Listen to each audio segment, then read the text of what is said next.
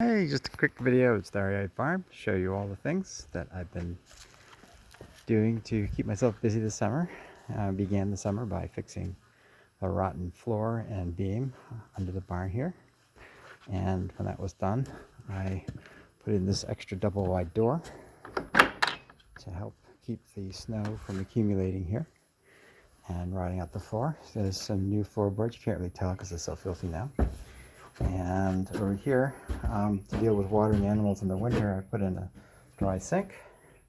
Drains out behind the barn. And there's a water tank outside with a heater in it and a gauge to tell you how much water is in the tank.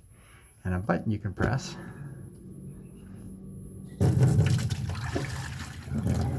pumps water out of the tank. And the idea is when you've done pumping the water out of the tank, there's nothing left in the pipe and it won't freeze. All of this runs off a 12-volt battery whose charge is maintained with that little battery minder there, and it also runs the electric fence. So in the event of a power failure, you can still get water. Of course, when this door is closed, we have in here what I call the airlock, because when you go to feed goats, goats are assholes, and all the food is in here. We've had this for a while. Grain and hay, and so if you go in here to get food for the goats, they fight their way in here and they start knocking over the cans, and generally it's a brawl over the grain. So now with this area here is all walled off with doors. This is the airlock. No goats are supposed to be in here. This is a safe space for people.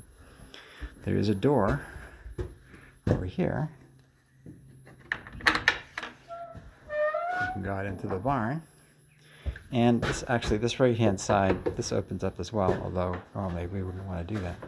So you can go in here, lock yourself in, and you're now in the safe space. And then this is the cool part.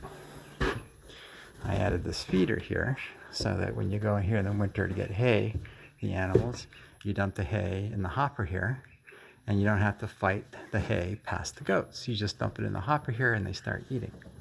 So that's wicked fun. And this feeder here went to Premier and got this little metal panel, which is designed for making feeders for goats and sheep. And it's got small openings. There's no way they can pull hay out of the top. And so we're hoping to get a little less waste hay on the ground. They have to really work a little harder to get the hay out. And there's room for a ton of hay in there. So you can have goats eating hay probably for a couple of days in the wintertime. So that's all the changes for this winter. It's been 3 years of living with the goats and dealing with them and figuring out what their behavior is like. And this is the result of all that, this plan to make our winter a little more palatable. It's all for those guys.